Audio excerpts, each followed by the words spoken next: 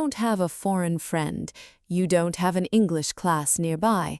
You don't live in a country where people speak English on the street. And every time you read advice online, it says the same thing. Find a language partner. Talk to native speakers. Immerse yourself in the language. But what if none of that is possible for you right now? What if your city has no foreigners, your job has nothing to do with English, and your friends only speak your own language? Does that mean you are stuck? Does that mean speaking English is simply not something you can practice?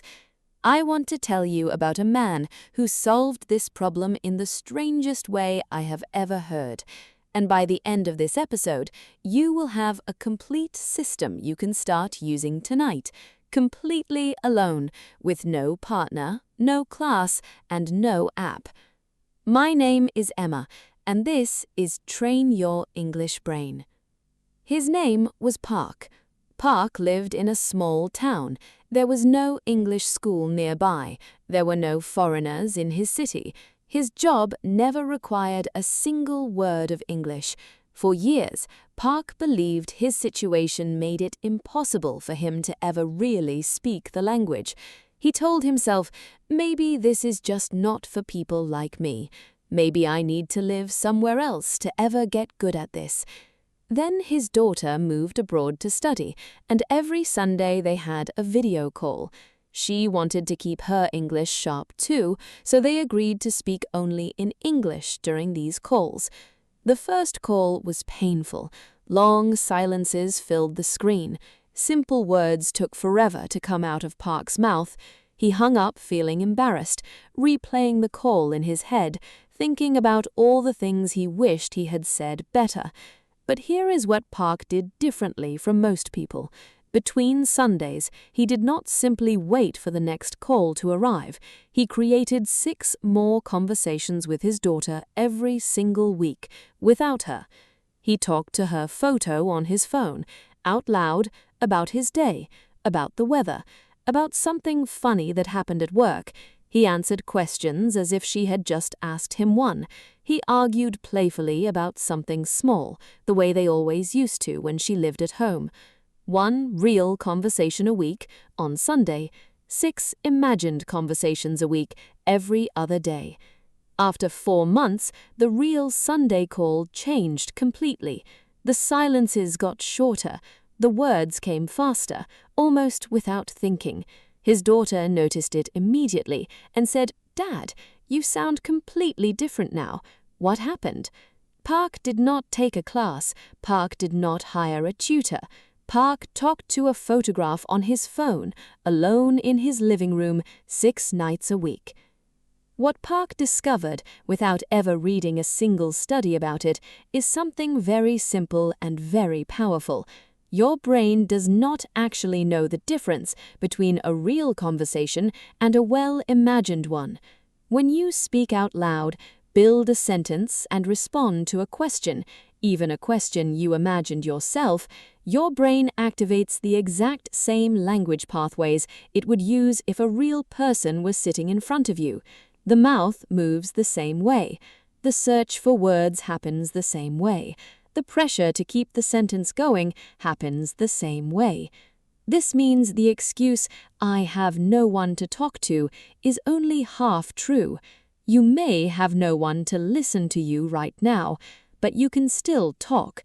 And talking, actually producing English, not just receiving it, is the part that trains your brain the most. Most learners spend all their time listening and reading. They wait for a partner to appear before they ever try speaking. But waiting is the real problem, not the lack of a partner. So here is your system. 3 levels, depending on how much time and courage you have today. Level 1 is the mirror conversation. Stand in front of a mirror for 2 minutes. Talk to yourself about your day, not silently in your head, out loud, with your real voice. Watch your own mouth move as you speak. This feels strange the first time you try it. Almost everyone feels a little silly, but it stops feeling strange by about day 5, and your brain stops caring whether anyone else is in the room. Level 2 is the imagined partner. This is exactly what Park did. Pick a real person you know well, a friend, a sister, your old teacher, your daughter, anyone. Imagine they're sitting across from you and they just asked you a question. Answer them out loud in full sentences. Then imagine what they might say back. Continue the conversation for 3 or 4 exchanges. You already know how this person talks, how they laugh, what they might ask next. Use that knowledge to keep the conversation alive. Level 3 is the disagreement. This one is a little uncomfortable, but it's also the most powerful of the 3. Pick a small, harmless opinion, your favorite food, the best season of the year, whether mornings or nights are better for getting things done. Now argue both sides, out loud, switching between 2 voices. One voice says, "I think mornings are better because you have more energy." The other voice replies, "But nights are calmer and there are no distractions." Go back and forth for a minute or 2, and this forces your brain to produce English quickly under a small kind of pressure, which is exactly the kind of pressure a real conversation gives you. You do not need a person to practice speaking English. You need a structure, a reason to open your mouth and produce language instead of only listening to it. Start tonight. Choose level 1 if today feels hard, or level 2 if you're ready for a little more. 2 minutes, in front of a mirror or with a photo of someone you love. Tell them about your day. The conversation has been waiting for you to start it. It doesn't need anyone else in the room. It only needs you. My name is Emma, and I'll see you in the next episode.